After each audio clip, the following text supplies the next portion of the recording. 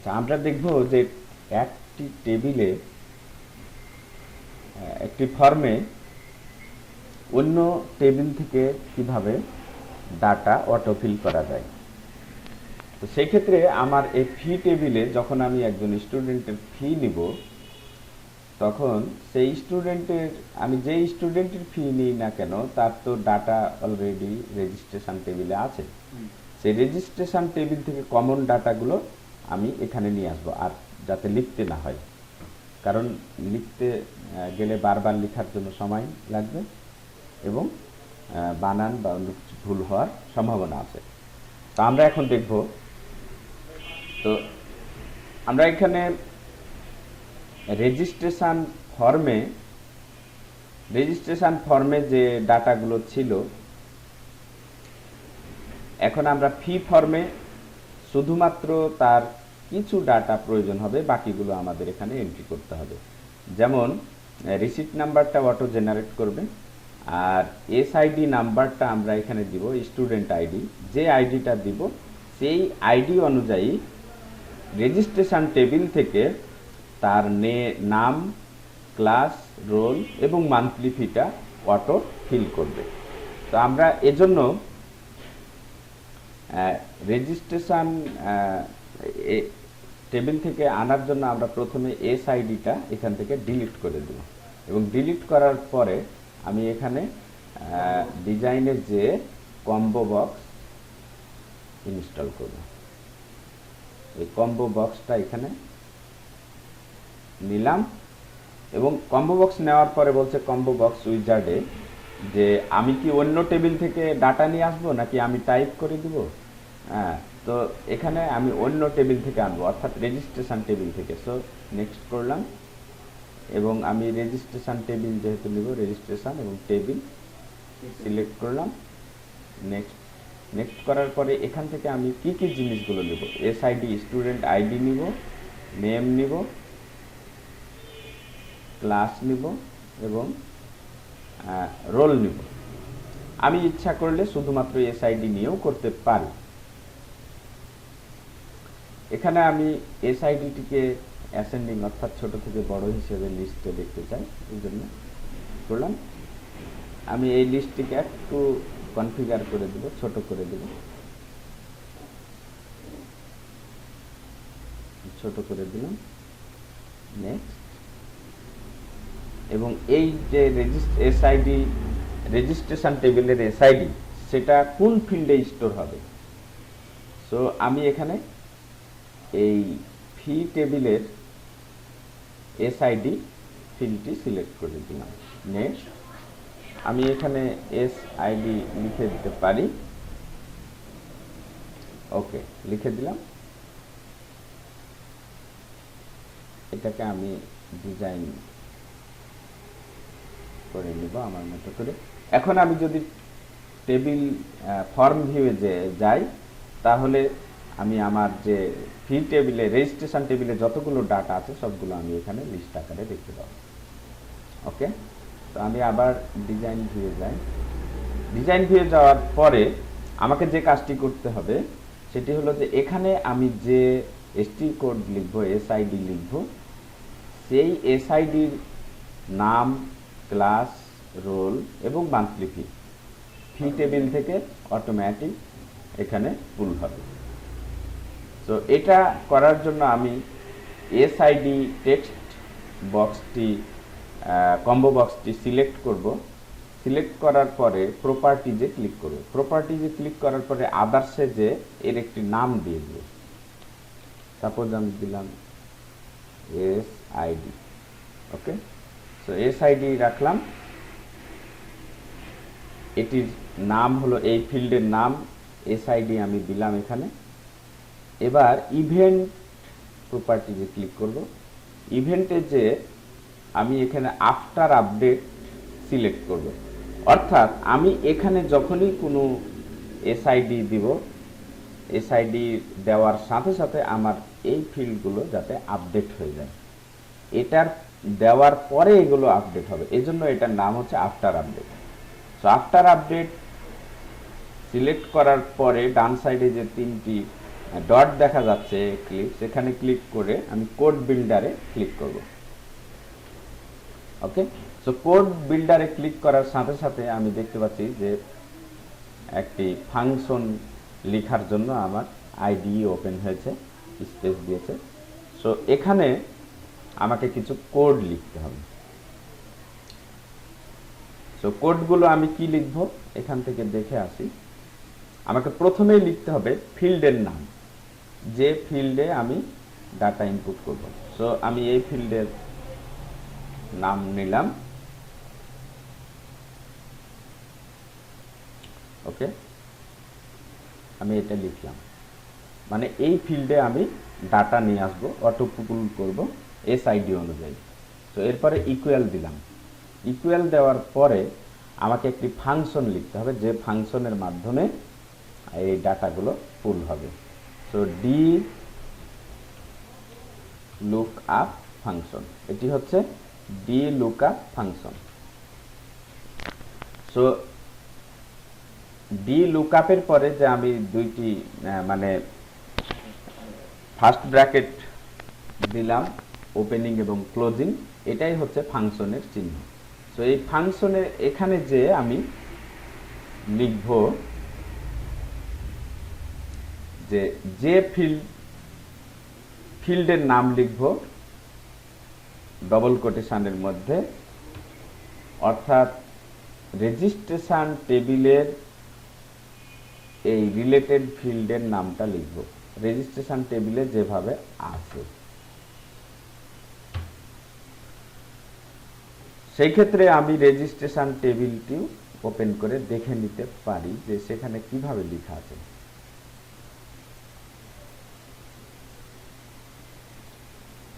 Registration টেবিলে লেখা আছে এইভাবে। সো আমি এটাকে আমি কপি করতে পারি। এটা হলো রেজিস্ট্রেশন টেবিল। কপি করার পরে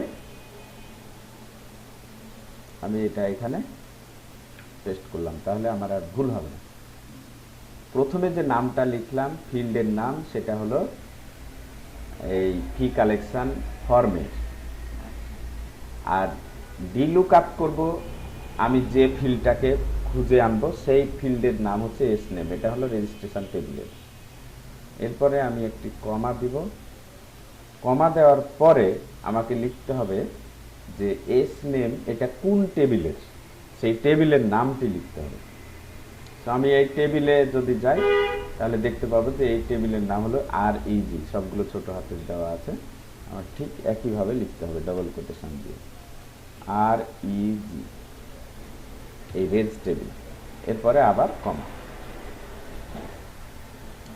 আবার কমা দেওয়ার পরে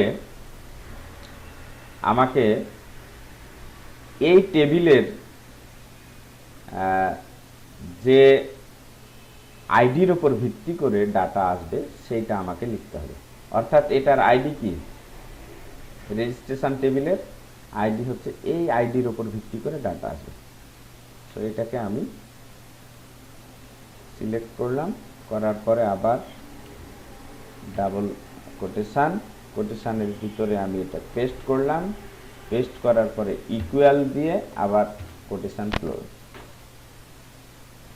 দেওয়ার পরে আমাকে এটা যুক্ত করে দিতে হবে। যুক্ত করে দিতে হবে অর্থাৎ এম্পারসেন্ট ব্যবহার করতে হবে অ্যাড টেবিল থেকে। এম্পারসেন্ট দেওয়ার পরে আমাকে এই যে ফর্মে আমি ডাটাটা আনবো সেই ফর্মের অ্যাড্রেসটা দিতে হবে। সেই ফর্মের অ্যাড্রেস কি,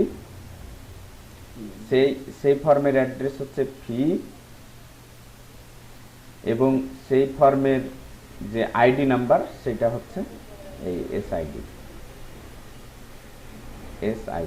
সো আমাকে এইভাবে লিখতে হবে।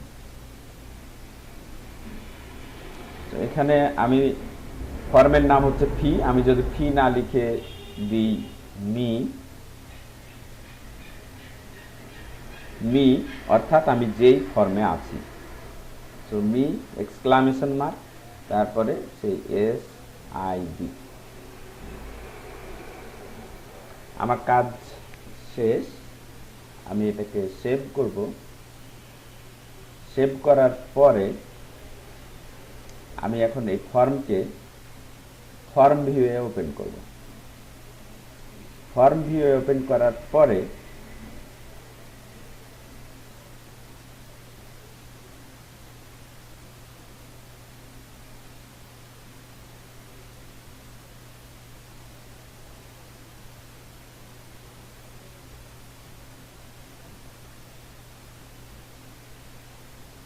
ফি ফর্ম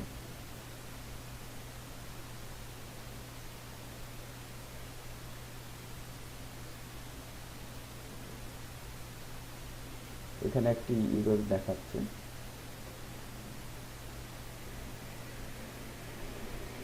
আমাকে ফর্মসটা লিখতে হবে।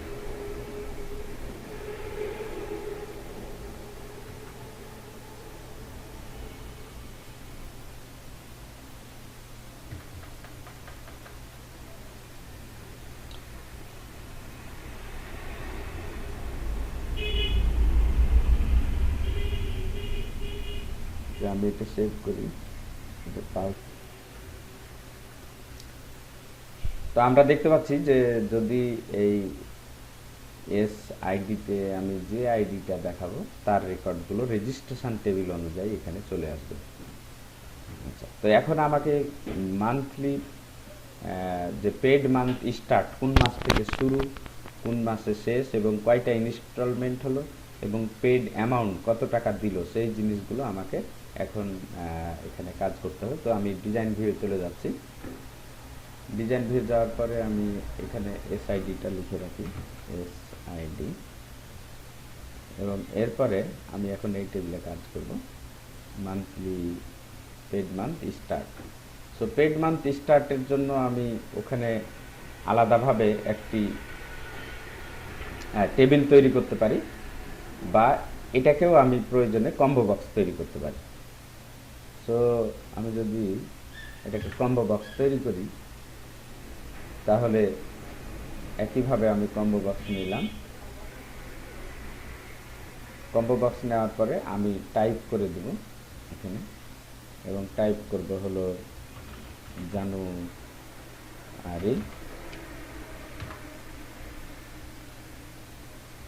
জানুয়ারি, এই ফেব্রুয়ারি,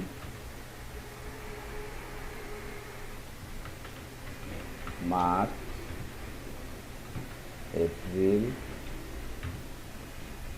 মে, June, July, August, September, October, November, December. আমি এটা করে দিলাম। এখন আমি এটা ডাটাটা স্টোর করব কোথায়? পেড মান্থ স্টার্টে। তো আমার এটা কাজ শেষ, ফিনিশ দিয়ে দিলাম। এখানে আমি পেড মান্থ স্টার্টটা এখানে লিখে রাখবো 11,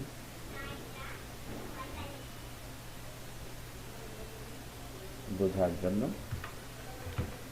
এই লেভেলটা আমার ইচ্ছা মতো করব। তো এটাও একইভাবে তৈরি করে ফেলবো। এরপরে ইনস্টলমেন্ট দেওয়ার পরে আমার এখানে টোটাল অ্যামাউন্ট কত সেটা দেখার প্রয়োজন আছে। তো টোটাল অ্যামাউন্ট যে কত হলো সেটা আমি আবার টেবিলে পাঠানোর প্রয়োজন নেই, এজন্য আমি এখানে একটি প্লেস হোল্ডার তৈরি করব। অর্থাৎ আমি এখানে ফিল্ড নিলাম, unbound text field. Unbound text field নেওয়ার পরে আমি এটার একটা নাম দিব। নাম দিলাম এই টোটাল। ওকে, টোটাল শুধু লিখলাম আমি, যা খুশি লেখা যাবে। এবং এই টোটাল লেভেলটাও আমি টোটাল লিখলাম, বা এখানে টোটাল অ্যামাউন্ট যা খুশি লেখা যাবে। তো আমি এখানে ক্যালকুলেশনটা করব। তো এখানে ক্যালকুলেশনটা কি হবে? ক্যালকুলেশনটা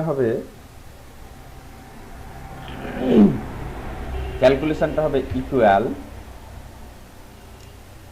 আমার এখানে পে মান্থলি